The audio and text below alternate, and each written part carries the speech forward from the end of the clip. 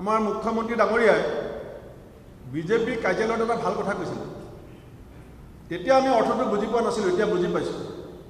তেতিয়া কৈছিলে যে বিজেপিয়ে কাকো ভয় কৰা দৰকাৰ নাই। আপোনালোকৰ নিশ্চয় মনত আছে। বিজেপিয়ে PSO ল'ব নালাগে, বিজেপিয়ে ভয় কৰা দৰকাৰ নাই। কিয়?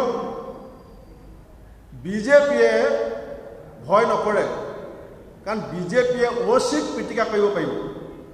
মুখ্যমন্ত্ৰী ভাষণটোৰ সাৰাংশ, মুখ্যমন্ত্ৰীয়ে কৈছিলে বিজেপিয়ে কাকো ভয় নকৰে, বিজেপিয়ে কাকো ভয় কৰিব নালাগে, কাৰণ বিজেপিয়ে প্ৰয়োজন হ'লে থানাৰ অচিক পিটিকা বনাই দিব পাৰিব।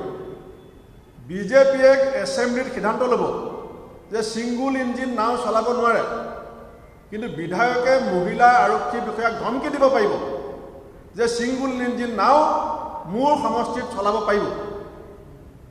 আৰু মুখ্যমন্ত্ৰীয়ে যেতিয়া বিধায়কজনক সুপৰামৰ্শ দিব, তেতিয়া বিধায়কজনে মুখ্যমন্ত্ৰীক উত্তৰ দিছে যে মোক বুজোৱাৰ সময় এতিয়ালৈকে অহা নাই, অৰ্থাৎ মই যি কৰিছোঁ ভালেই কৰিছোঁ। আমি আজি অসমৰ আৰক্ষী সঞ্চালক প্ৰধান ডাঙৰীয়াৰ পৰা জানিব বিচাৰিম, অন ডিউটি কৰ্তব্যৰত আৰক্ষী বিষয়াক পিটিকা কৰি দিম বুলি কোৱা কথাটো চৌমত কেছ হয় নে নহয়?